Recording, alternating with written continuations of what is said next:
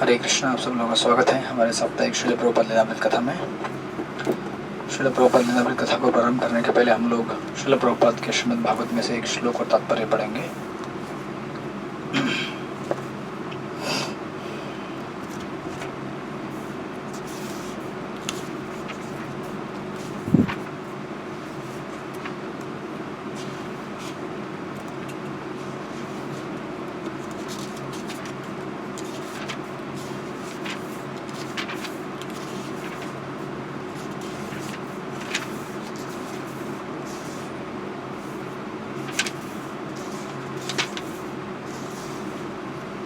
हरे कृष्णा। तो श्रीमद् भागवत के प्रथम स्कंद के 7वें अध्याय का 7वां श्लोक है 1.7.7। यस्यां वै श्रूयमाणायां कृष्णे परम पुरुषे भक्तिर उत्पद्यते पुंसम शोकमोह भयापह। अनुवाद और तात्पर्य श्रील प्रभुपाद द्वारा। इस वैदिक साहित्य के श्रवण मात्र से पूर्ण पुरुषोत्तम भगवान श्री कृष्ण की प्रेमा भक्ति की भावना तुरंत अंकुरित हो जाती है, जो शोक मोह तथा भय की अग्नि को तुरंत बुझा देती है। तात्पर्य: इंद्रियां तो अनेक है, लेकिन इनमें से कान सर्वाधिक प्रभावशाली है। यह इंद्रिय प्रगाढ़ निद्रा के समय भी कार्य करते हैं। मनुष्य जागृत रहते हुए शत्रु से अपनी रक्षा कर सकता है, लेकिन निद्राधीन होने पर केवल कान ही रक्षा करते हैं। यहाँ पर जीवन की सर्वोच्च सिद्धि प्राप्त करने के संबंध में श्रवण का महत्व बताया गया है, जो 3 भौतिक तापों से मुक्ति। प्रत्येक व्यक्ति प्रत्येक क्षण शोक संतप्त रहता है। वह भ्रामक वस्तुओं की मृगचारिका के पीछे दौड़ता रहता है और अपने काल्पनिक शत्रु से सदैव भयभीत रहता है। भौतिक रोग के ये मूलभूत लक्षण हैं। यहाँ पर यह स्पष्ट सुझाव है कि केवल श्रीमद् भागवत का संदेश सुनने से ही भगवान श्री कृष्ण के प्रति अनुरक्ति उत्पन्न हो जाता है, और ऐसा होते ही भवरोग के लक्षण दूर हो जाते हैं। श्रील व्यासदेव ने परम पूर्ण भगवान को देखा था, और इस कथन से भगवान श्री कृष्ण के परम पूर्ण व्यक्तित्व की स्पष्ट पुष्टि होती है। भक्तिमय सेवा का अंतिम फल भगवान के प्रति सच्चा प्रेम उत्पन्न करना है। प्रेम शब्द ऐसा है जो प्रायः स्त्री तथा पुरुष के संबंध में व्यक्त करने के लिए प्रयुक्त किया जाता है, किंतु प्रेम ही एकमात्र ऐसा शब्द है जिससे भगवान कृष्ण तथा जीवों के बीच के संबंध को समुचित ढंग से व्यक्त करने के लिए प्रयुक्त किया जा सकता है। भगवत गीता में जीवों को प्रकृति कहा गया है, और संस्कृत में प्रकृति शब्द स्त्रीवाचक है। भगवान को सदैव परम पुरुष या सर्वोपरि पुरुषवाचक व्यक्तित्व कहा जाता है। अतएव भगवान तथा जीवों के बीच का प्रेम लगभग पुरुष तथा स्त्री के बीच के प्रेम जैसा है। अतएव ईश्वर प्रेम शब्द अत्यंत उपयुक्त है। भगवान की प्रेमा भक्ति भगवान के विषय में श्रवण करने से प्रारंभ होती है। भगवान तथा उनके विषय में सुनी गई विषय वस्तु में कोई अंतर नहीं होता। भगवान सभी प्रकार से पूर्ण हैं, और इस प्रकार उनमें तथा उनके विषय में सुनी गई वस्तु में कोई अंतर नहीं है। अतएव उनके विषय में श्रवण करने का अर्थ है दिव्य शब्द के उच्चारण की प्रक्रिया के द्वारा उनसे त्वरित संपर्क होना, और यह दिव्य शब्द ध्वनि इतनी प्रभावशाली होती है कि वह उपर्युक्त समस्त भौतिक प्रभावों को दूर करके तुरंत असर दिखाती है। जैसा कि पहले कहा जा चुका है, जीवात्मा भौतिक संगति के द्वारा एक प्रकार की जटिलता या फिर उलझन उत्पन्न कर लेता है, और भौतिक देह के भ्रामक बंधन को वास्तविक तथ्य के रूप में स्वीकार करने लगता है। ऐसी झूठी जटिलता के कारण ही विभिन्न योनियों के जीव भिन्न भिन्न माध्यमों से मोहित होते रहते हैं। यहाँ तक कि मनुष्य जीवन के सर्वाधिक विकसित अवस्था में भी वही मोह यानी कि भ्रम अनेक प्रकार के वादों के रूप में चलता रहता है, और भगवान के साथ प्रेममय संबंध को विभाजित करता है, और इस तरह मनुष्य के बीच के प्रेममय संबंध भी बढ़ जाते हैं। श्रीमद् भागवतम की कथा सुनने से भौतिकता की यह झूठी जटिलता दूर हो जाती है, और समाज में वास्तविक शांति का शुभारंभ होता है, जिसकी कामना राजनेताओं द्वारा अनेक राजनीतिक परिस्थितियों में बड़ी उत्सुकता से की जाती है।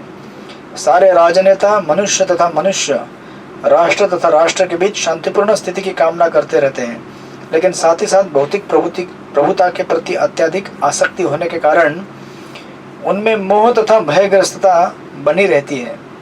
अतएव राजनेताओं के शांति सम्मेलनों में समाज में शांति स्थापित नहीं की जा सकती। इसकी स्थापना तो श्रीमद् भागवत में वर्णित पूर्ण पुरुषोत्तम भगवान श्री कृष्ण की कथा के श्रवण मात्र से ही की जा सकती है। ये मूर्ख राजनेता भले ही सदियों तक शांति तथा शिखर सम्मेलन क्यों न करते रहे, लेकिन वे इसे प्राप्त करने में विफल नहीं रहेंगे, विफल ही रहेंगे। जब तक हम कृष्ण के साथ अपने विसरे संबंध की पुनर्स्थापना नहीं कर लेते, तब तक शरीर को स्व मानने का मोह या फिर भ्रम बना रहेगा और इस तरह भयग्रस्तता भी बनी रहेगी। जहाँ तक पूर्ण पुरुषोत्तम भगवान के रूप में श्री कृष्ण की वैधता का प्रश्न है, शास्त्रों में ऐसे सैकड़ों और हजारों साक्ष्य उपलब्ध हैं और वृंदावन, नवद्वीप तथा पुरी जैसे विभिन्न स्थानों के भक्तों के निजी अनुभवों से सैकड़ों और हजारों प्रमाण मिलते हैं। कौमुदी कोश में भी कृष्ण के पर्यायवाची शब्दों में यशोदानंदन तथा परब्रह्म पूर्ण पुरुषोत्तम भगवान दिए गए हैं। निष्कर्ष यह है कि वैदिक साहित्य श्रीमद् भागवतम के श्रवण मात्र से ही पूर्ण पुरुषोत्तम भगवान श्री कृष्ण से प्रत्यक्ष संबंध स्थापित हो जाता है और जिससे मनुष्य सांसारिक दुख, मोह तथा भय को लांद कर जीवन की परम सिद्धि प्राप्त कर सकता है। जिसने वास्तविक रूप में विनीत भाव से श्रीमद् भागवत का पाठ सुना है, उसके लिए ये व्यवहारिक परीक्षाएं हैं। हरे कृष्ण। श्रील प्रभुपाद की जय। तो यहाँ पर श्रीमद् भागवतम में श्रील प्रभुपाद अपने तात्पर्यों में कहते हैं कि अगर हम जीवन के 3 प्रकार के भयों से मुक्त होना चाहते हैं, 3 प्रकार के भय हैं या फिर 3 प्रकार की समस्याएं हैं, शोक, मोह और भय। संसार में इन 3 चीज़ों से लोग पीड़ित रहते हैं। शोक यानी कि लेमेंटेशन, लेमेंटेशन यानी कि एक प्रकार का निराशा, राइट, या फिर उसे ही कह सकते हैं संताप। किसके लिए? भूतकाल के लिए। भूतकाल की कुछ चीज़ों को हम लोग प्राप्त नहीं कर सके, तो उसकी वजह से हमारे मन में क्लेश रहता है कि मैंने ज़िंदगी में ऐसा सोचा था, ऐसा प्राप्त होना चाहिए था मुझे ऐसा क्यों नहीं मिला, राइट। या फिर उस व्यक्ति के साथ मेरा संबंध ऐसा था, फिर क्यों बिगड़ गया वो। ऐसे बहुत सारी चीज़ें हैं भूतकाल की जिनके लिए हम लोग संतप्त रहते हैं, बराबर है। अब भूतकाल ऐसा है जिसको हम बदल नहीं सकते, जो हमारे साथ हो गया या फिर हमसे किसी ने छीन लिया, वो चला गया, लेकिन हम लोग उसके लिए दुखी होते रहते हैं, संतप्त रहते हैं। दैट इज भूतकाल, राइट। दैट इज शोक फॉर भूतकाल। भूतकाल के लिए हमें शोक रहता है। और मोह किसके लिए रहता है? मोह वर्तमान के लिए रहता है। वर्तमान, अभी इस समय हम लोग अनेक अनेक चीज़ों से मोहित होते रहते हैं। सांसारिक चीज़ों को देखकर हम भ्रमित होते हैं, मोहित होते हैं कि ये चीज़ अगर मैं प्राप्त करूँगा तो मेरी ज़िंदगी की खुशी बढ़ जाएगी, ये व्यक्ति मेरे साथ रहेगा तो मुझे आनंद आएगा, इस जगह में जाऊँगा तो मुझे आनंद आएगा, या फिर उस व्यक्ति से मैं नाता तोड़ लूँ तो मैं खुश हो जाऊँगा।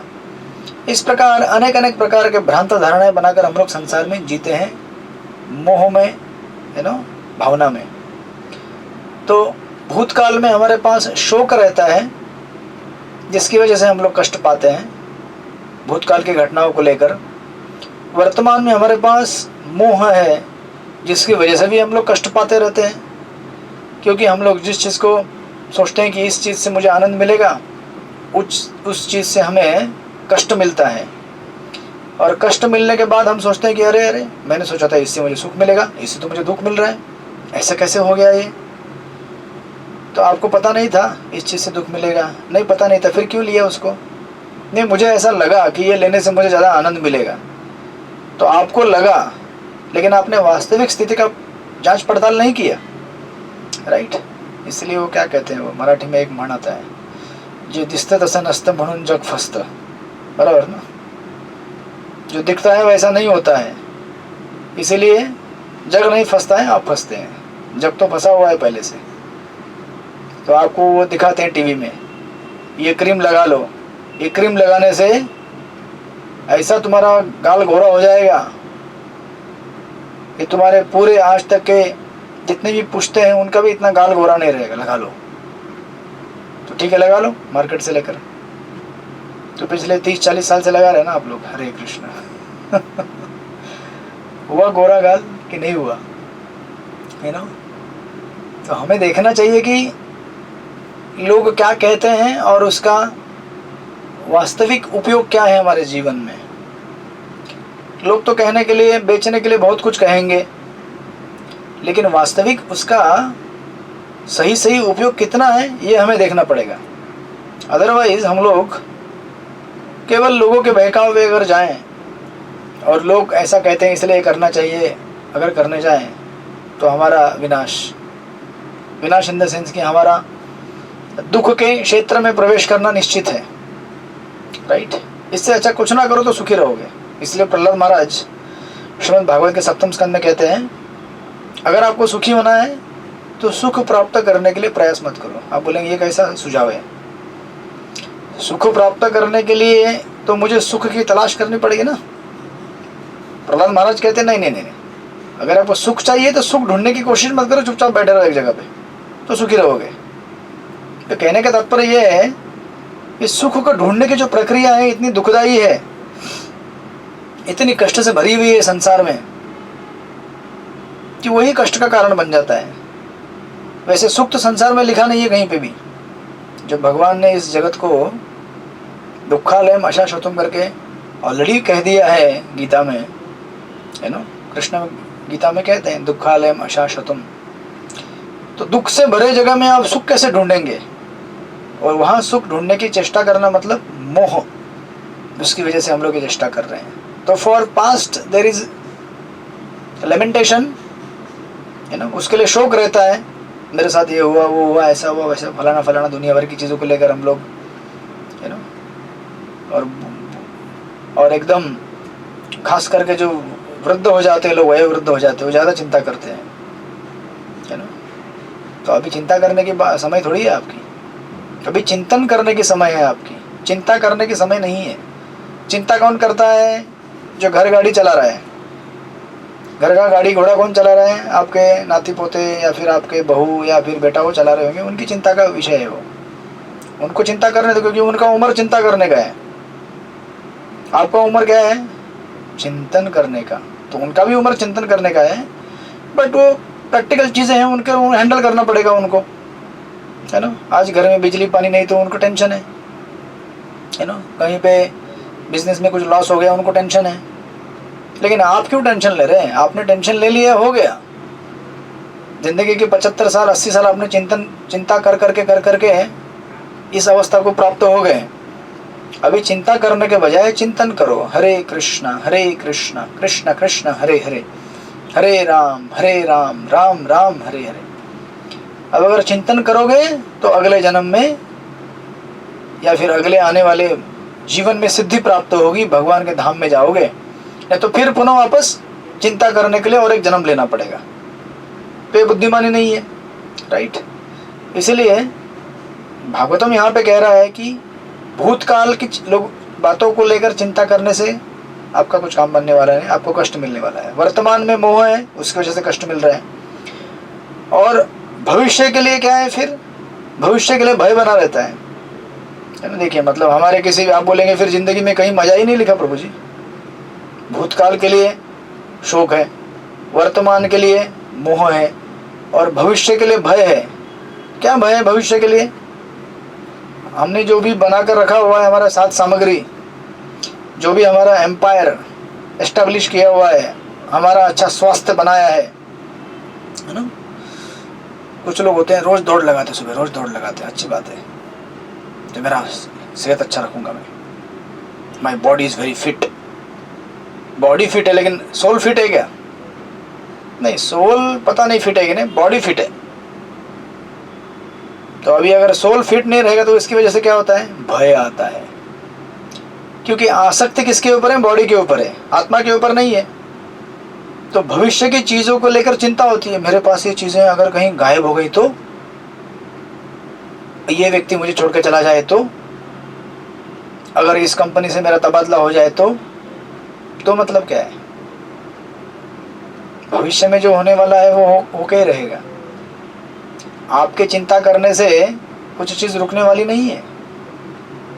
जो हमारे कर्म में लिखा हुआ है वो तो पक्का गारंटी होने वाला है, उसको नहीं टाल सकते आप। हाँ, लेकिन अगर आप अभी इस समय अननेसेसरीली अनावश्यक चिंता करने के बजाय अगर चिंतन करे तो भगवान की कृपा से चीज़ें बदल भी सकती हैं, राइट। और अगर नहीं बदली भी तो भी अगर वो घटनाएं आपके साथ जब होंगी तो उनको स्वीकार करने के लिए आप तैयार रहेंगे। बेसिकली क्या है अध्यात्म, मतलब हमको ये चीज़ सिखाता है स्वीकार करना, स्वीकृति कि संसार ऐसा ही है, लोग ऐसे ही हैं, ये जगह भी ऐसे ही है। अभी प्रचंड गर्मी चालू हो रही है, हरे कृष्णा गर्मी का मौसम आया है तो बहुत कष्ट है, बहुत गर्म होता है यहाँ वहाँ, कहीं बाहर कहीं जाने की इच्छा ही नहीं होती है। तो क्या करोगे, ऑफिस नहीं जाओगे क्या, मार्केट में सब्जी खरीदने नहीं जाओगे? अपना एम्पायर जो एस्टेब्लिश किया है उसको मेंटेन नहीं करना है, आपको करना पड़ेगा ना, राइट। तो हम अपने कर्तव्य से मुकर तो नहीं सकते, कर्तव्य करते रहने हमें। इन कर्तव्यों को करते करते भूतकाल के लिए चिंता हो रही है, वर्तमान के लिए मोह हो रहा है और भविष्य के लिए भय हो रहा है।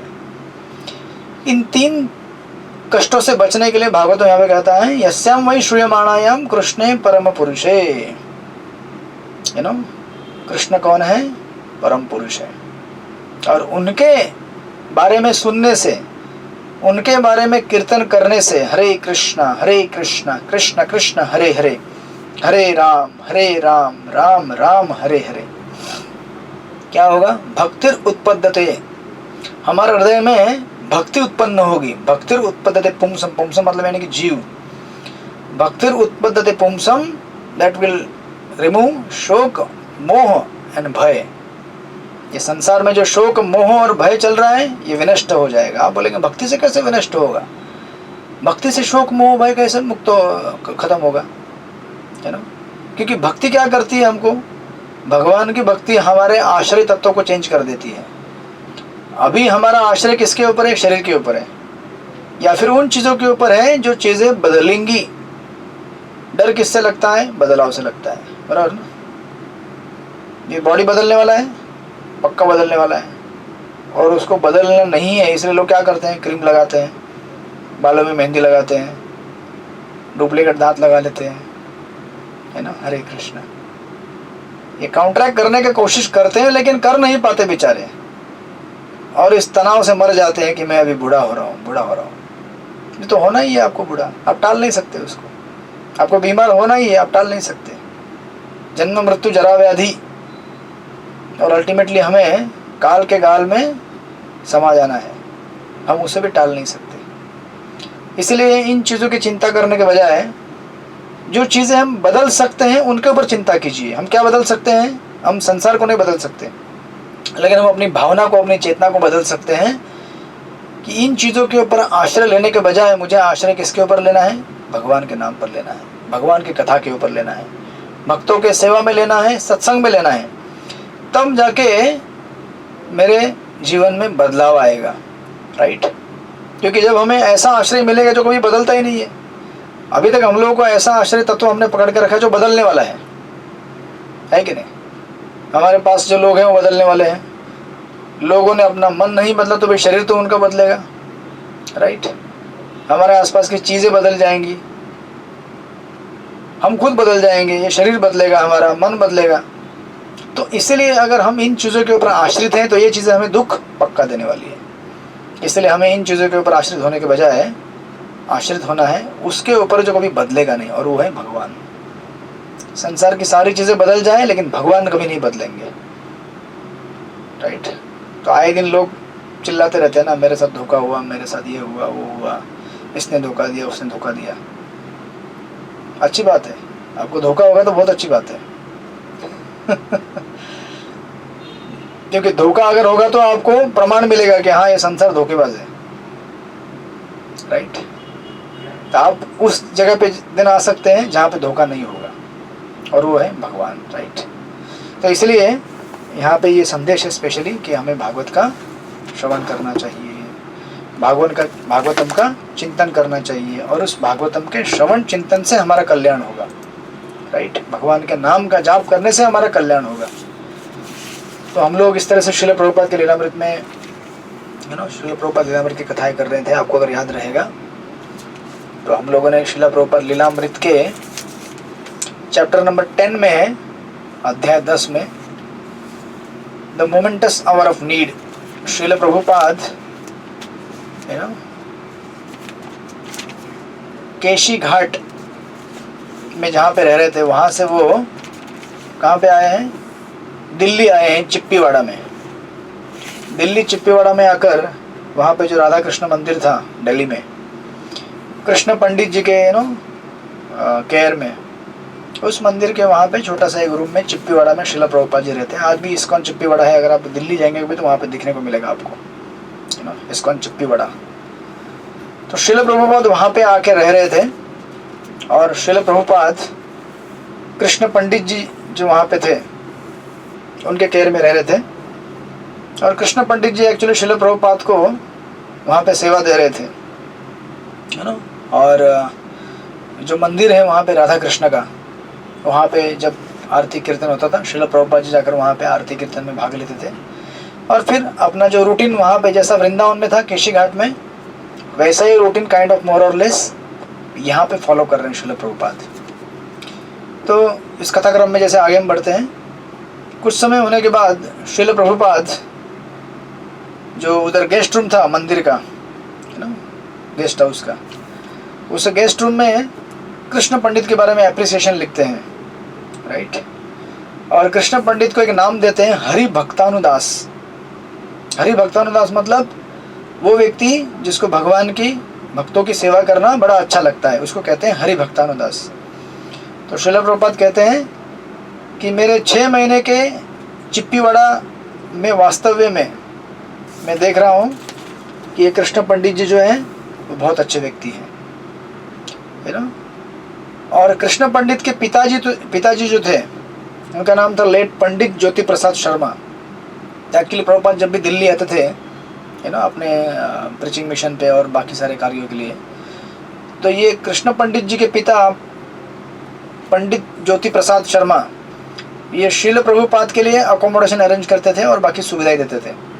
तो श्रील प्रभुपाद कहते हैं कि जो कार्य इनके पिता ने प्रारंभ किया था, उसी कार्य को इनके पुत्र बड़ी सावधानी से आगे लेके जा रहे हैं, और मुझे इस बात का गर्व है कि संस्कार और अपने पूर्वजों की जो देन है उसको आगे बढ़ा रहे हैं। देखिए, वैदिक कल्चर ऐसा होता है कि वैदिक कल्चर में हमें सेवा करना सिखाया जाता है, राइट।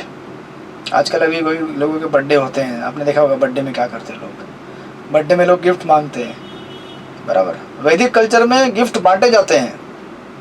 अगर किसी का बर्थडे है या कुछ सेलिब्रेशन करना है तो हम गिफ्ट बांटते हैं, क्योंकि आप जब सेवा करेंगे तो ब्लेसिंग मिलेगा आपको, बराबर है।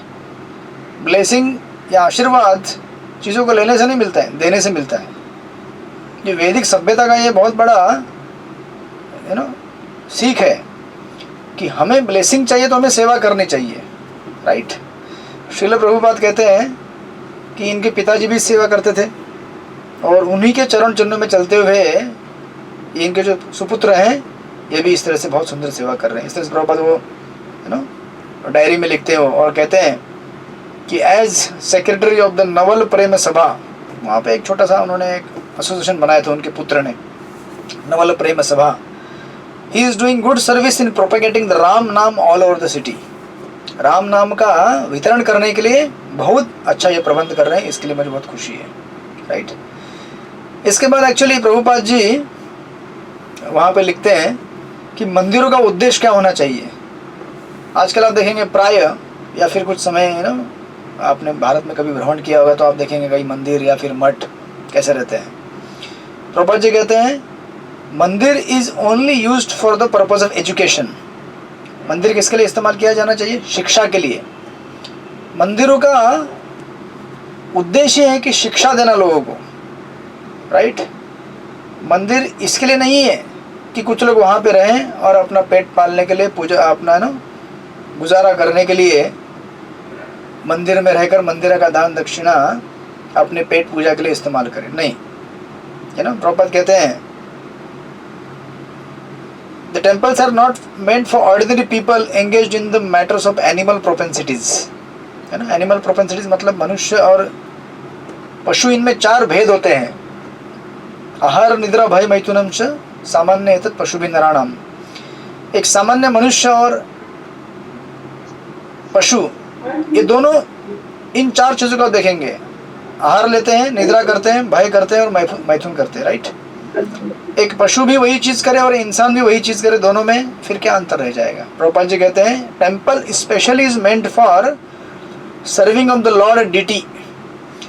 अर्च विग्रह की सेवा करने के लिए मंदिरों का स्थापना किया गया है, ना कि हमारा पेट पालने के लिए। तो आप देखेंगे ऐसे कई संस्थान भारत में अभी भी हैं, कई मंदिर ऐसे अभी भी हैं ट्रेडिशनल, जहाँ पे लोग सिंपली मंदिर को मेंटेन करते ताकि उनका गुजारा चल सके। तो इसमें कोई बुरी बात नहीं है, अभी गुजारा चलाने के लिए लोग कुछ भी कर सकते हैं, राइट।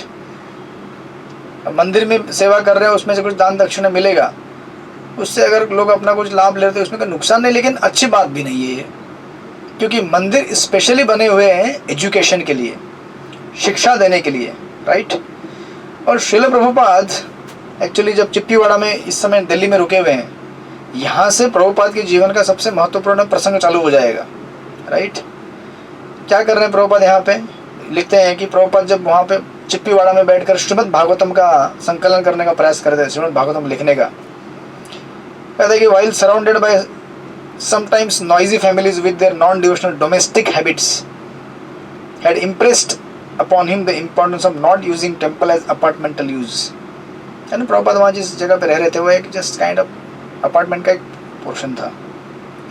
तो वहाँ पे घर गृहस्थी में रहने वाले, यहाँ वहाँ रहने वाले घर गृहस्थी छोड़ दीजिए, जहाँ पे 4 लोग एकत्र आएंगे जो भागवत कथा नहीं करते, क्या कर देंगे बातें, वो अपना खुश करते रहेंगे। तुझे पता है क्या हुआ वहाँ पे, तुझे पता है वहाँ पे क्या हुआ, तुझे मालूम नहीं है, मैं बताती हूँ, रुक जरा रुक, नहीं मालूम है, रुक इधर आ, कोने में आ, साइड में आ, तुझे पता है क्या हुआ, क्या हुआ, किसी को बोलना मत, पक्का नहीं बोलूँगी। तो वो सुन लेती है या सुन लेता है, फिर आधे घंटे बाद और कोई मिलता है, तुझे पता है, इधर आ, बताता हूँ मैं, क्या हुआ, किसी को बताना मत, मैं बताती हूँ। बस इस तरह से एक कॉर्नर में बैठ के खुश है ना। इस तरह से हमारी ये प्रोपेंसिटीज है प्रजल्प करने की, और ये प्रोपेंसिटीज अगर शुद्ध नहीं की गई श्रीमद् भागवत का कीर्तन श्रवण करके, भगवान का नाम जाप करके, तो हमारी बाकी प्रोपेंसिटीज ऊपर आ जाएंगी। इसलिए देखिए, हम अगर अपने मन को लक्ष्य नहीं देंगे 16 माला करने का, तो हमारा मन हमें दिन भर भटकाते रहेगा, राइट। 16 राउंड करने का अगर प्रण लिया है तो मन के लिए एक उद्देश्य बना हुआ है कि माला करना है, तो कहीं भटकने का चांस नहीं ज़्यादा। जैसे टाइम मिलता है बीडवे के काउंटर में देख लीजिए कितना बाकी है, ओ 12 माला बाकी है, मतलब सुबह 4 ही हुआ था, हाँ 4 ही हुआ था, ठीक से देखो, माला बोलती है ठीक से देखो, मुझे 4 ही कवर किया है। 2 घंटे 3-4 घंटे बाद 4-5 बजे शाम के फिर टाइम मिलता है। अभी क्लास के बाद टाइम मिलेगा, आपको ब्रेक मिलेगा ना, अभी क्लास खत्म होने के बाद आप बोलेंगे हाँ अभी थोड़ा फ्री टाइम है, क्या करूँ, थोड़ा सा मैं टीवी देख लूँ, मोबाइल घुमा लूँ थोड़ा सा। फिर माला बोलती है, प्रभु मेरी तरफ देखो, अभी तो सिर्फ 8 ही माला हुई है, ओ 8 माला बाकी है। फिर और 4 माला कर लेते हैं, फिर घर का कुछ काम काज आ जाता है, फिर रात के 10 बज जाएंगे, शायद 9 बज जाएंगे, फिर आपको लगेगा थोड़ा और मोबाइल घुमा लूँ, फिर माला बोलेगी प्रभु देखो मेरी तरफ, ज़रा हमसे भी प्यार करो, आपको पता है आज आपके प्यार में कमी आई है 4 माला की ओर। बोलेंगे हाँ 4 बाकी है, अरे बाप रे, बस तो ख़त्म हो गया रात। फिर अब जो माला नहीं करेगा उसके लिए तो ये जो ब्रेक पॉइंट है ना बीच बीच के, ये सारे ब्रेक पॉइंट मतलब अपने आप को भौतिक जगत में डुबाने के बहुत सारे ब्रेक पॉइंट्स हैं। इसलिए देखिए ना, अभी ऑफिस में से जब लोग छूटते हैं, मैंने तो कितनी बार देखा है, ब्रेक के टाइम में लंच ब्रेक होता है या फिर कुछ ब्रेक होता है, लोग बाहर आकर सिगरेट पीते हैं, हरे कृष्ण। उनको लगता है कि बाहर आके हम लोग बहुत बड़ा ब्रेक ले रहे हैं, दिमाग को ठंडा कर रहे हैं। क्या दिमाग को ठंडा कर रहे हैं आप लोग? धुएं को अंदर डालकर, आग जलाकर अपने हार्ट के अंदर, पहले से अग्नि कम जल रही है, बहुत कम आग है ना हृदय के अंदर लगी, और आग लगा लो, है ना। नशीली चीज़ें P low, cigarette P low. कितने नौजवान एकदम बेचारे 20-20, 25-25 साल के नौजवान लड़के लड़कियाँ कितनी बार स्पॉट किए आप देखेंगे, सिगरेट पी रहे हैं साइड में, रोड साइड खड़े रहकर। तो उनको लगता है कि ये सिगरेट पीने से मैं मतलब बड़ा इंसान बन गया हूँ, है ना। तो अगर मन को हमने लक्ष्य नहीं दिया है तो इन सब चीज़ों को करने के लिए बहुत टाइम मिलेगा हमारे पास। लेकिन अगर मन को लक्ष्य दिया है कि सेवा करनी है ना, भगवत भजन करना है, टाइम किधर है फिर आपके पास, है ना। और जब हम इस तरह से भगवत नाम कीर्तन में एंगेज हो जाएंगे तो फिर हमें कोई मौका नहीं है शोक मोह और भय इन चीज़ों से त्रस्त होने के लिए। देखो सिगरेट पीने से क्या होगा, भौतिक इच्छाएं चली जाएंगी क्या? सिगरेट पीने से और भौतिक इच्छाएं प्रबल हो जाएंगी, राइट। और जितनी भौतिक इच्छाएं उतना ज़्यादा क्लेश। इसलिए गीता में कृष्ण कहते हैं 14वें अध्याय में, रजो रागात्मकम विद्धि तृष्णा संग समुद्भवम। अनलिमिटेड डिजायर्स इस संसार को भोगने की, जितनी ज़्यादा डिजायर उतनी ज़्यादा तकलीफ, जितनी कम डिजायर उतनी शांत रहेंगे हम लोग। आखिर इच्छाएं हमको क्या करती हैं, जलाती हैं, इच्छाएं हमको बर्बाद करती है, राइट। तो प्रभुपाद जी कहते हैं मंदिर का ये उद्देश्य है। उसी समय 1959 के समय 1959 एक न्यूज़ आया, टाइम्स ऑफ इंडिया में। उसमें न्यूज़ आया कि 2 अमेरिका के साइंटिस्ट, उनको नोबेल अवार्ड मिला। किसके लिए? एंटी प्रोटॉन करके एलिमेंट ढूंढने के लिए। एंटी प्रोटॉन जो कहते हैं ना, तो वो एटम के अंदर उसके भिन्न भिन्न भाग होते हैं अंदर के, छोटे छोटे अणु रेणु, उसका संशोधन करते हैं फिजिक्स में, भौतिक विज्ञान में। तो उनको अवार्ड मिला एंटी प्रोटॉन मैटर ढूंढने के लिए, है ना। और इस थियरी के अनुसार क्या था, इस थियरी के अनुसार उनका विश्लेषण ये था कि देयर में exist another world of an anti world built up of anti matter. जिस तरह से ये जड़ पदार्थ संसार में है तो भौतिक जगत है, और भौतिक जगत का अपोजिट क्या है, आध्यात्मिक जगत है। भौतिक जगत किससे बना हुआ है, भौतिक तत्वों से। आध्यात्मिक जगत किससे बना हुआ है, आध्यात्मिक तत्वों से। तो ये लोग बोलने लगे शायद कोई ऐसा दुनिया हो सकता है जो एंटी प्रोटॉन मैटर से बना हुआ है। ये जगत को बनाने के लिए तो भौतिक तत्व है, लेकिन ऐसी दुनिया हो सकती है जिसको कुछ अलग तत्वों से बना हुआ है, उसको इन्होंने सिंपली कहा है एंटी प्रोटॉन। तो प्रभुपाद ने जब आर्टिकल पढ़ा तो प्रभुपाद को भगवद गीता का वर्ष आ गया, है ना।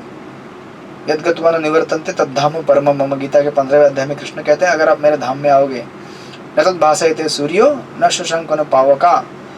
ऐसी जगत मेरा है जहाँ पे सूर्य की जरूरत नहीं पड़ती है, बिजली की जरूरत नहीं पड़ती है, चंद्रमा की जरूरत नहीं पड़ती है, अपने आप में तेजोमय प्रकाशित है आध्यात्मिक जगत मेरा।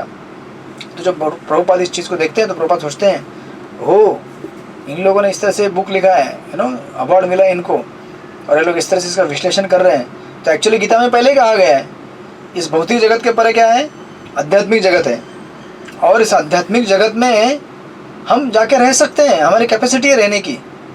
तो प्रभुपाद ने उस समय वैसा दौर था 1960 59-60 का, जब स्पेस ट्रैवल के लिए काफ़ी कंपटीशन चल रहा था कि अंतरिक्ष में कौन कौन जाएगा।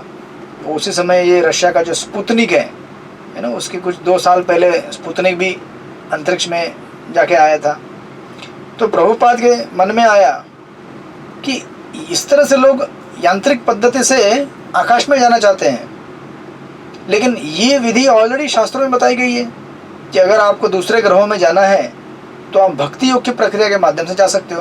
तो आप अगर भगवद्गीता पढ़ेंगे तो भगवद्गीता के 2 अध्याय में कृष्ण कहते ही है ना अर्जुन को कि तुम अगर अच्छी तरह से ये युद्ध करोगे मेरे खातिर, और युद्धों में अगर तुम मारे गए तो तुमको वीर गति प्राप्त होगी, और वीर गति प्राप्त करके तुम स्वर्ग में जाओगे। अगर युद्ध अगर हार भी जाओगे तो मेरी भक्ति करोगे तो ऑफकोर्स वैकुंठ में जाओगे, लेकिन अगर हार भी जाओगे, वीर गति प्राप्त होगे, तुम स्वर्गलोक को प्राप्त करोगे। तो आत्मा के अंदर एक कैपेसिटी है इस ग्रह से दूसरे ग्रहों में जाने के लिए, लेकिन उसके लिए तरीका है अध्यात्म का, राइट।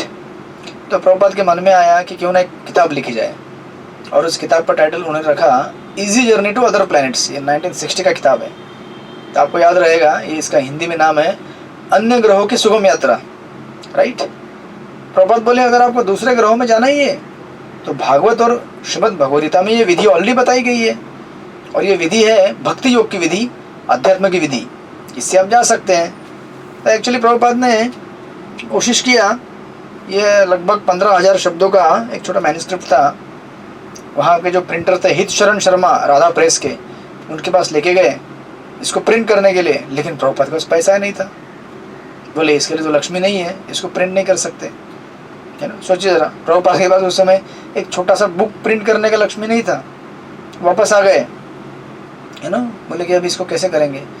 तो इन्होंने, प्रभुपाद ने क्या किया, भगवत दर्शन जो पत्रिका होती है ना, बैक टू गॉड मैगजीन, उसके 2 पार्ट में इसको प्रिंट किया, मतलब छोटा छोटा आर्टिकल लिख के इसको निकाला।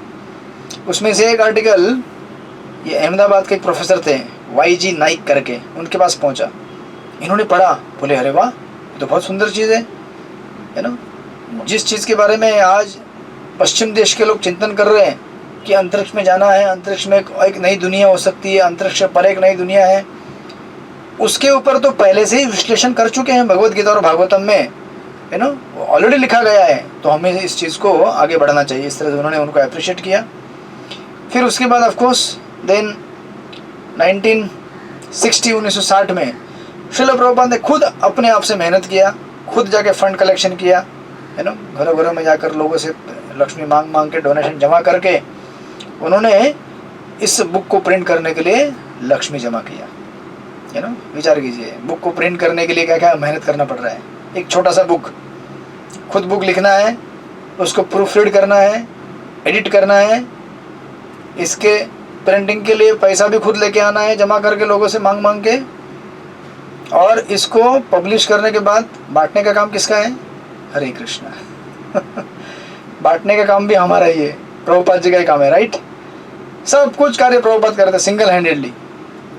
और उसमें यहाँ पे कहते हैं, एक्चुअली जब प्रभुपाद ने बुक प्रिंट किया, पैसा कहीं कहीं से जमा करके फटाफट बुक को प्रिंटिंग के लिए डाला। और इस बुक को जनरली, बुक जब आप प्रिंट करते थे उसके लिए फॉरवर्ड लेते किसी प्रतिष्ठित व्यक्ति से। तो एक्चुअली बुक प्रिंट करके रेडी हो गया, लेकिन तब तक फॉरवर्ड नहीं आया था, है ना। डॉक्टर ये NK सिद्धांत करके थे, वाइस चांसलर दिल्ली यूनिवर्सिटी के, उनका जो फॉरवर्ड था वो बुक छपने के बाद आ गया, है ना। अकेले प्रभुपाद जी क्या क्या कोऑर्डिनेट कर रहे थे। वाइस चांसलर मतलब कोई बड़ी छोटी व्यक्ति नहीं है, उसके साथ कोऑर्डिनेट करना, उससे वो फॉरवर्ड मांग के लेना।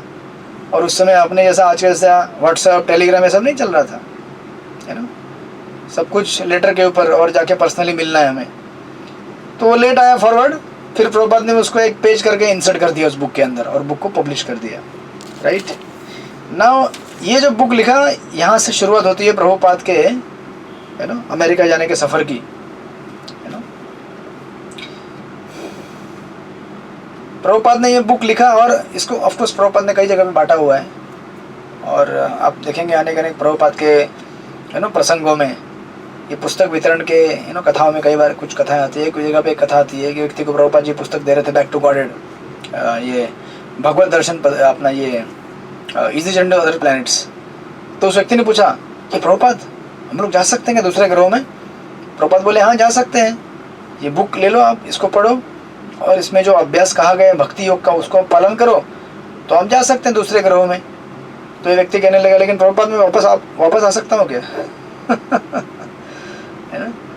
प्रभुपाद बोले वापस नहीं आ सकते, एक बार गए तो ये व्यक्ति बोला फिर मुझे बुक नहीं चाहिए। हरे कृष्णा। ज़रा सोचिए आप, है ना, लोगों की इच्छा क्या है कि मैं चंद्रलोक सूर्यलोक यहाँ पे जाऊँ और वापस मेरी धरती में आऊँ, उधर से सेल्फी खींच के दिखाने के लिए, देखो मैं कहाँ जा गया, चांद में जा गया है, देखो मेरा सेल्फी, देखो मेरा फोटो। प्रभुपाद बोले एक बार गए तो वापस नहीं आ सकते, जाना है तो फिर ये बुक पढ़ लो। है ना। जब एक्चुअली ये रशिया का जो, है ना, ऊपर गया था ना आकाश में, वो अंतरिक्ष, और उसके जो क्या नाम था उनका, नील आर्मस्ट्रांग क्या कहते हैं आप लोग, 2-3 लोग थे जो ऊपर से उन्होंने देखा।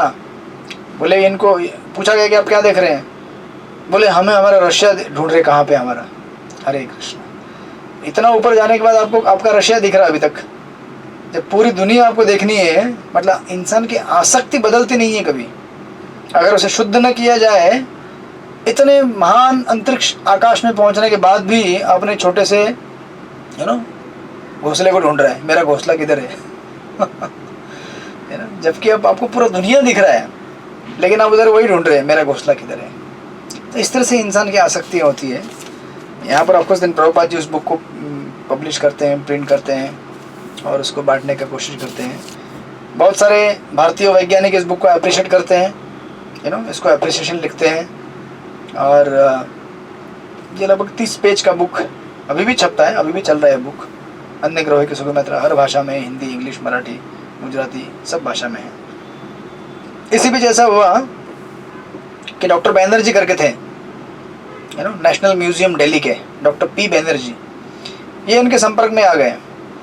और डॉक्टर बैनर्जी लिखते हैं कि जब मैं श्रील प्रभुपाद से मिला, कहते हैं श्रील प्रभुपाद एक संत आदमी थे, बहुत ही शुद्ध और एकदम स्ट्रेट फॉरवर्ड, और बिना किसी चमक दमक के, अपना सिंपल जो भक्ति भाव है, ग्लैमर कुछ था नहीं, उन ग्लैमर ज़्यादा दिखाते नहीं थे, राइट।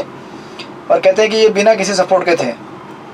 तो ये बैनर्जी कहते हैं कि मैंने श्रील प्रभुपाद को इनवाइट किया कि आप मेरे घर में आएंगे क्या हर संडे को भगवद गीता का कथा करने के लिए। तो प्रभुपाद जी के पास जब आए तो प्रभुपाद जी बोले ओके चलेगा, मैं आऊँगा। तो प्रभुपाद जी उनके घर में जाते थे हर संडे दिल्ली में, वहाँ पर श्रीमद् भगवद गीता के ऊपर कथा करने के लिए। तो लगभग 1 या 2 घंटा कथा चलता था। उसके बाद प्रभुपाद जी हरे कृष्ण महामंत्र का कीर्तन करते थे, हरे कृष्ण कृष्ण कृष्ण हरे हरे, हरे राम राम राम हरे हरे, है ना। और कहते हैं कि ये मिस्टर बैनर्जी कहते हैं कभी कभी श्रील प्रभुपाद जी हारमोनियम भी बजाते थे, करताल के ऊपर, हारमोनियम के ऊपर भी कीर्तन होता था। और कहते हैं बड़ा आनंद आता था, it would be very enjoyable. और स्पेशली आनंद इसलिए आता था, he made the difficult things very easy. कठिन शास्त्रिक चीज़ों को बड़ा सिंप्लीफाई करके समझाते थे, राइट। और ये देखते थे कि कौन सा व्यक्ति कितना समझ सकता है, उसके हिसाब से उसको समझाते थे। देखिए प्रीचिंग करते समय या फिर किसी को समझाते समय हमें देखना है कि सामने वाला कितना समझ सकता है, क्या समझ सकता है, उसके हिसाब से हमें उसको समझाना है। तो इस तरह से प्रभुपाद वो मिस्टर बैनर्जी लिखते हैं, he knew that this much is for this person, this much is intended for this man, this much for others। वो जानते थे बराबर किसको क्या प्रचार करना है, किसको कितना बोलना है, राइट। और ये एक्चुअली मिस्टर बैनर्जी कहते हैं कि मैं उनको रिक्वेस्ट करता था मेरे घर में प्रसाद लेने के लिए, प्रभुपाद प्रसाद नहीं लेते थे। तो एक दिन ये मिस्टर बैनर्जी अपनी पत्नी को लेके आए, बोले कि मेरी पत्नी और हम लोग आपके लिए भोजन बनाना चाहते हैं, आप लेंगे क्या। तो प्रभुपाद बोले ठीक है, आप बनाओ, मैं प्रसाद लूँगा, राइट। लेकिन श्रील प्रभुपाद फिर उनके घर में आते थे, 20-30 लोग आते थे सत्संग में। तो श्रील प्रभुपाद उनको बोले, बैनर्जी कहते हैं कि प्रभुपाद जी मुझे कहा करते थे कि इसको और थोड़ा बढ़ाओ, राइट, प्रचार हमें और बढ़ाना है। लेकिन मिस्टर बैनर्जी एक गवर्नमेंट सर्वेंट थे, तो उनके पास टाइम नहीं था। तो बाद में लगभग 1 साल तक का कार्यक्रम चला।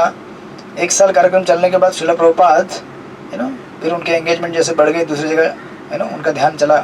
तो प्रभुपाद ने कहा कि आप एक काम करो, मिस्टर बैनर्जी को कहा कि आप इसको चलाओ, आप वैसे भी ब्राह्मण हैं, आप इस कथाक्रम को आगे लेके चले जाओ। तो ऑफकोर्स मिस्टर बैनर्जी कहते हैं कि फिर मैं ज़्यादा देर कंटिन्यू कर नहीं पाया अकेला। तो इस तरह से एक प्रसंग वहाँ का दिल्ली का दिया गया है।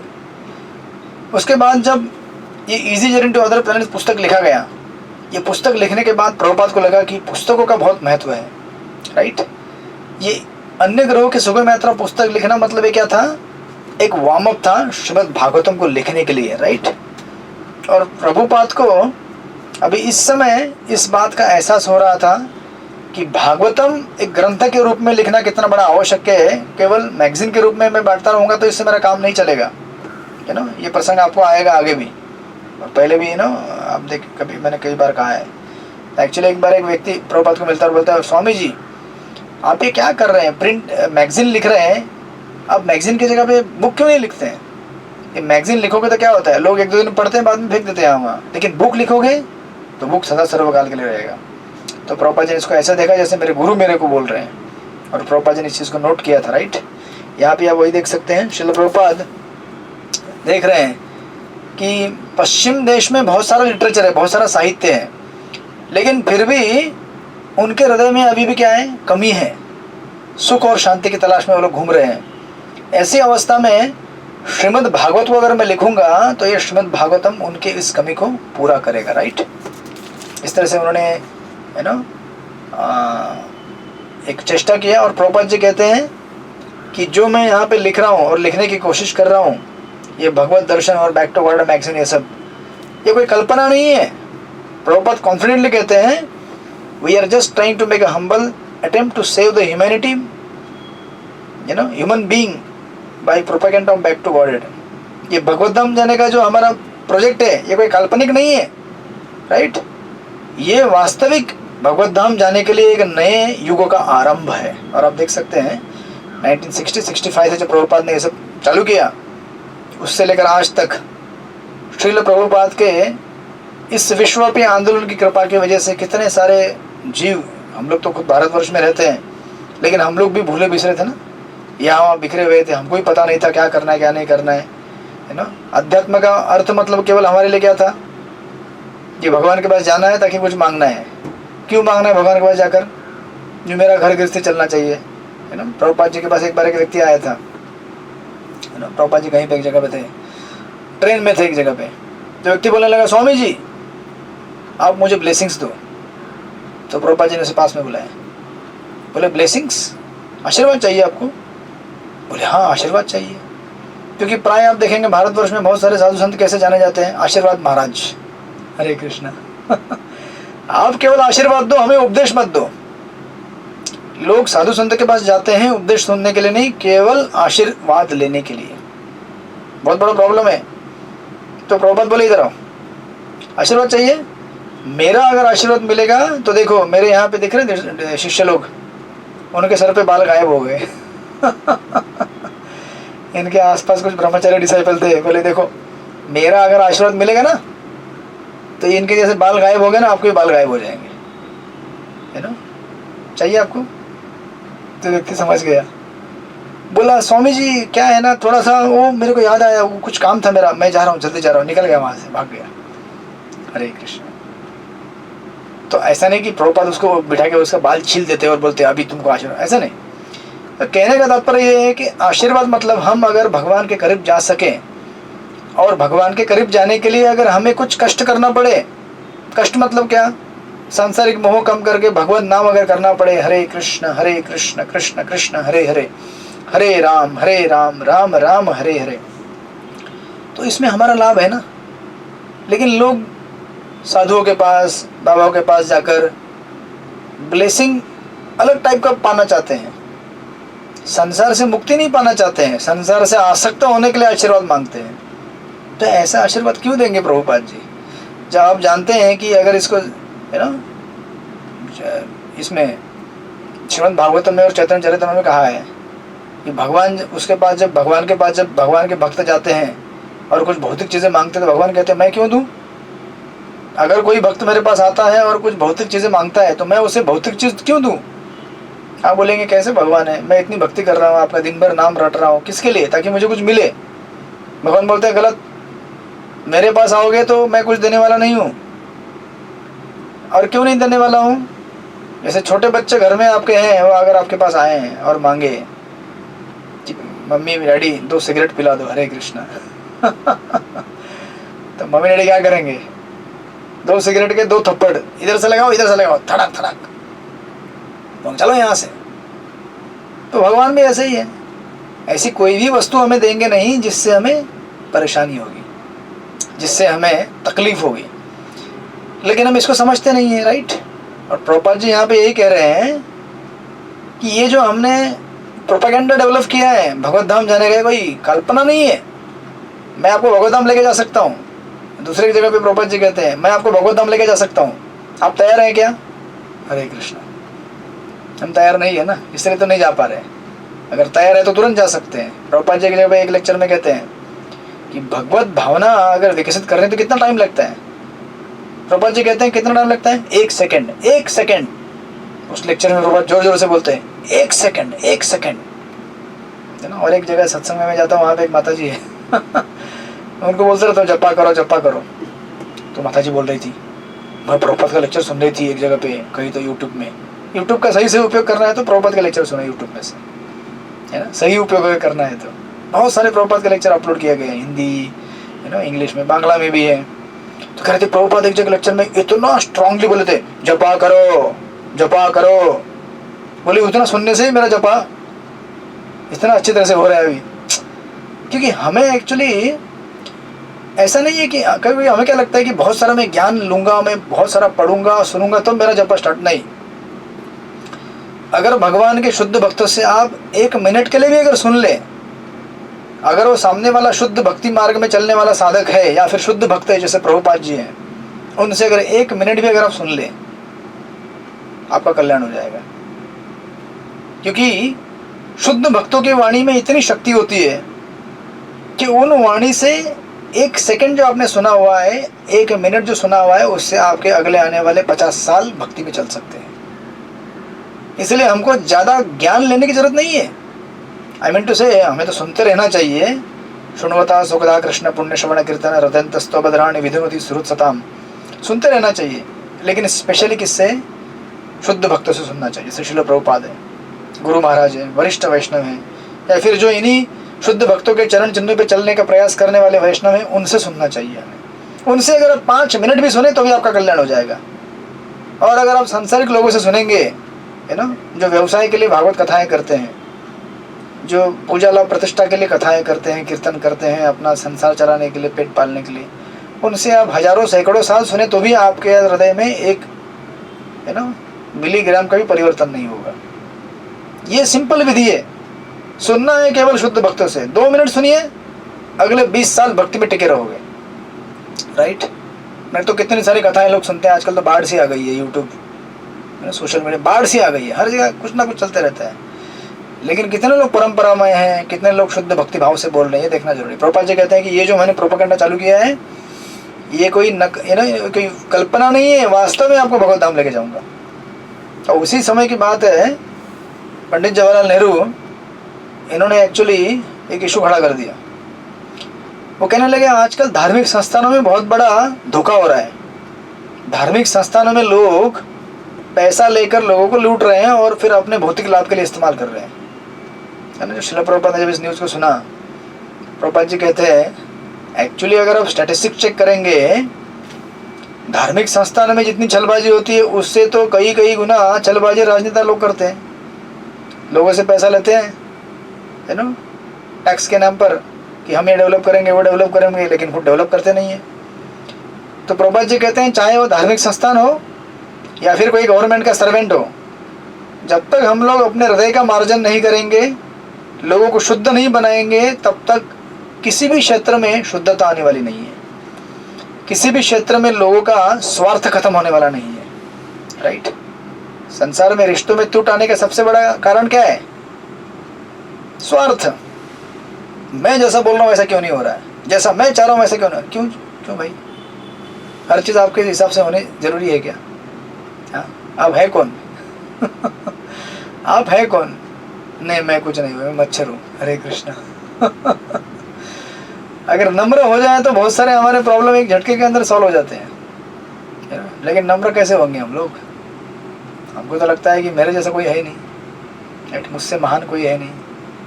तो इसीलिए देखिए यहाँ पे जब पंडित जवाहरलाल नेहरू ये कहते हैं, तो प्रभुपाद कहते हैं देखो नेहरू जी, प्रभुपाद जी सुझाव देते हैं, कहते हैं नेहरू जी आप एक काम करो, आप जब तक श्रीमद् भगवद गीता का अध्ययन नहीं करोगे, है ना, आप कुछ परिवर्तन नहीं ला सकते हो।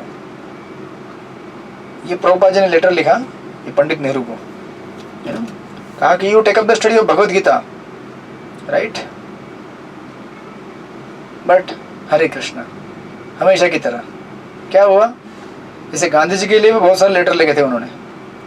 गांधी जी को समझाया था कि आप अभी ये सब राजनीतिक कार्यक्रम बंद करो और आप भगवत भक्ति में लग जाओ और हम मिल के भगवत भावना को बांटते हैं। लेकिन जैसे गांधी जी ने नहीं सुना, नेहरू के पास भी कितने सारे लेटर गए, एक भी लेटर का जवाब नहीं आया। राइट। और आप जानते हैं भारतीय इतिहास में कितना पतन हुआ है ना, उस पीढ़ी का, और उन्होंने कितना पतन करवाया है, सिंपली बिकॉज जिसके हाथ में हम लोगों ने सत्ता दी है, अगर वही धर्म के तत्वों के अनुसार अगर जीने वाला नहीं है, तो फिर हमें वो धर्म क्या सिखा देगा, या फिर वो कैसे उत्थान करेगा देश का। इवन भौतिक उत्थान करना भी उसके लिए कठिन कार्य हो जाता है, अगर वो धर्मों के तत्वों के अनुसार अगर चल नहीं रहा है तो आपको इस प्रकार प्रभुपाद ने ये लेटर लिखा उनको, है ना, और प्रभुपाद ने कहा कि इसका तरीका एक ही है, अगर आपको इस तरह से इमोरल प्रैक्टिस स्टॉप करना है तो आपको भगवत भावना में जाना पड़ेगा, भगवत भक्ति करनी पड़ेगी। जैसे इस श्लोक में कहा गया है, जैसे हमने पढ़ा, यस्यामय श्रूयमाणायाम कृष्णे परम पुरुषे भक्ति उत्पतते पुंसम शोक मोह भयापह। इसी अध्याय में इसके पहले एक श्लोक आता है, अनर्थो उपशमम साक्षात भक्ति योगम अधोक्षजे लोकस्य अजानतो विद्वांस चक्र सात्वतो संहिताम। कि अनर्थों को दूर करना है तो भगवत भक्ति के अलावा और कोई मार्ग नहीं है। There is no shortcut in this world. संसार में खुश होने के लिए शॉर्टकट कोई नहीं है भैया। अगर हमें सुखी होना है तो भगवान को शरण जाना पड़ेगा, भगवान के भक्तों को शरण जाना पड़ेगा। शरण जाने की विधि परिश्रम है। रोज 16 माला करना परिश्रम है, 4 नियम पालन करना परिश्रम है, लेकिन इसके अलावा और चारा नहीं है। शॉर्टकट नहीं है कोई भी, लेकिन लोग शॉर्टकट चाहते हैं। कैसा शॉर्टकट? फटाफट में बीड़ी फूक लूँ, हाँ मजा आ गया, हरे कृष्ण, फूक लो, फिर कोई ड्रग्स ले लो, मजा आ गया, टीवी देख लो, मजा आ गया।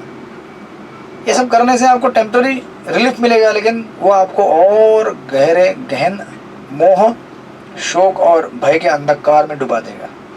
राइट, जैसे प्रभुपाद यहाँ पे कहते हैं।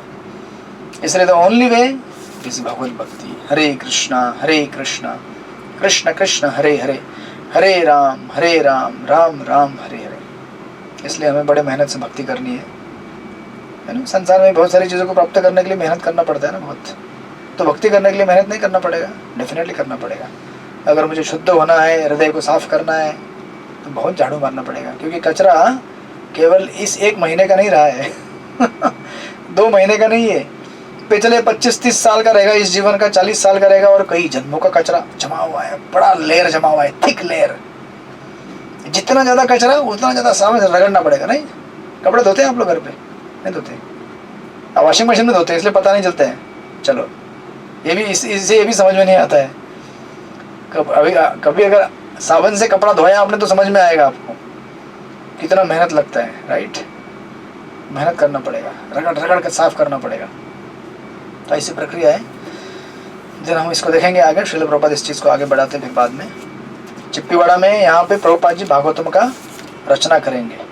राइट, पूरे भागवतम को लिखेंगे।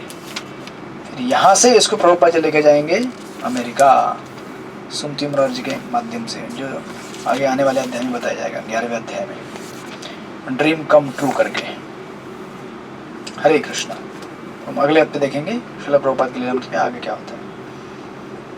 श्रील प्रभुपाद की हरे